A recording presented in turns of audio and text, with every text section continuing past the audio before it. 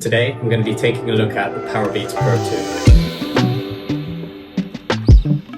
2. The Powerbeats Pro 2 are the newest earphones currently released by Beats. After using them for a certain amount of time, I definitely have my thoughts on them. In 2020, I previously owned the Powerbeats Pro 1s. My initial impressions of them were actually quite good. However, they didn't seem to fit my ears very well and wasn't very comfortable using them for a long period of time.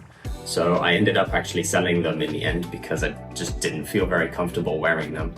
And they would move a lot, especially with activities. That was the case for me personally, but I know a lot of people have a lot of success with the Powerbeats Pro 1s. But yeah, in my case, it just didn't work as well as other people.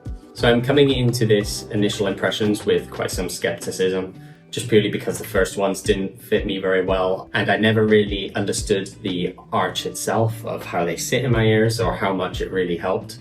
So I was a bit skeptical going into these. The Powerbeats Pro 2s come in 4 different colors. I chose the lila color purely because they were the nicest new color that they were offering. First, let's start with the positives of the earbuds. The case is a lot smaller than the Powerbeats Pro 1s. They're way easier to just throw into a bag or even have in your pocket. They do show up quite bulgy still, even with these ones. They're a lot less bulgy than the older generation was. I am used to the AirPods Pro 2s, so the case is still quite a bit bigger compared to them, but easily pocketable for sure. Another plus side about the case is that they're now wirelessly chargeable. So on my desk at work, I have a wireless charger, which I just plop them on, and the case just charges throughout the whole day, which is really handy and helpful.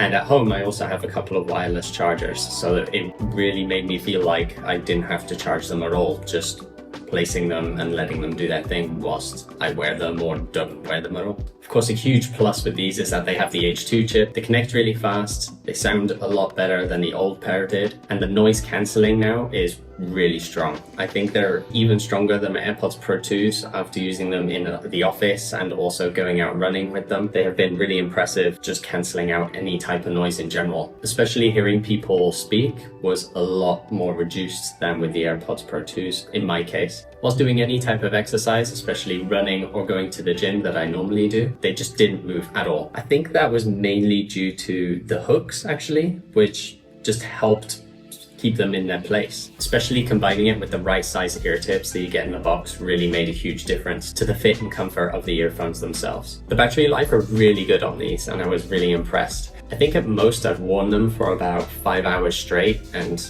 I still had about 10 to 20% left of charge. So that's pretty impressive from these, and even if you put them back in the case, after 5 minutes of charging them, you'll have over an hour of listening time anyway. So battery life is not an issue at all. One of the main features about these new earphones, compared to pretty much any other earphone on the market actually, is that they've got heart rate sensors built into the earphones themselves. Your heart rate is actually being projected from your earphones to your phone.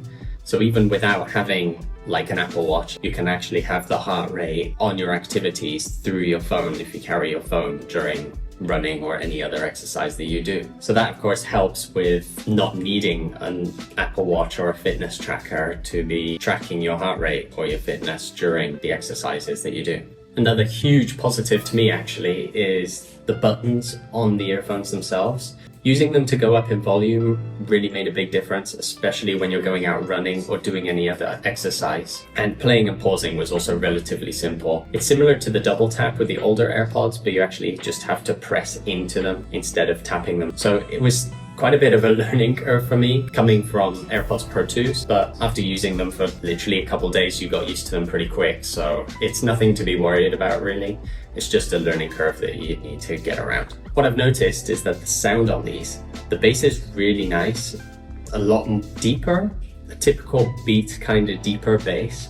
And in certain songs, there were sounds I'd never really heard before in songs I've been listening for years. So it was quite refreshing to hear the songs from these earphones and get a completely different take and get immersed into the song again from a completely different aspect, really. Some of the things I have noticed about them is actually back to the sound quality. There's a sharpness in the songs when I listen to these, so the high pitch just seems elevated quite a lot and it can hurt my ears at first. It was a little bit unpleasant, to be honest, especially when I'm used to a bit more balanced earphones. But after a while, you do get used to them. But that was just my first impression of having them in, was just, whoa, these are really high ends. So they felt quite uncomfortable at first.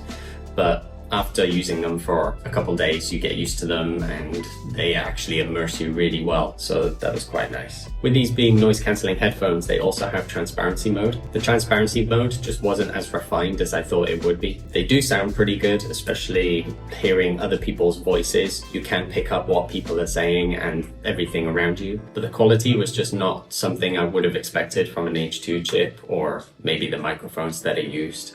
So that is definitely something they could improve on in the future for a Pro 3 model. And the last thing which I really didn't like about them is the price. They're actually very expensive, especially where I live. They're 300 euros. So actually they're about 30 to 40 euros more expensive than the Earbuds Pro 2s. Powerbeats Pro 2s are a great pair of headphones to have, especially if you're very active and into sports.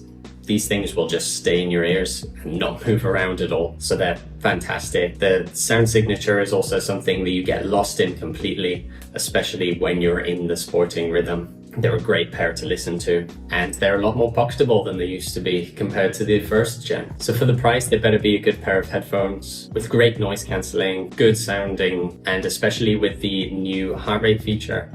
I think if you don't have an Apple Watch, that's a great bonus to have, but if you have an Apple Watch, it will completely cancel out the heart rate sensors themselves, and it will just prioritize the Apple Watch anyway. So if you own an Apple Watch, I would recommend not going for them personally. Unless that fit is really important to you, then you can decide to go for them. But otherwise, I would just choose another option and look for a cheaper model that would be more sufficient and better for your needs, really. So that was it for my review of the Powerbeats Pro 2s. If you liked the video, please like, comment, and subscribe. That will really help for my channel, especially as a new channel. And I'll catch you in the next one.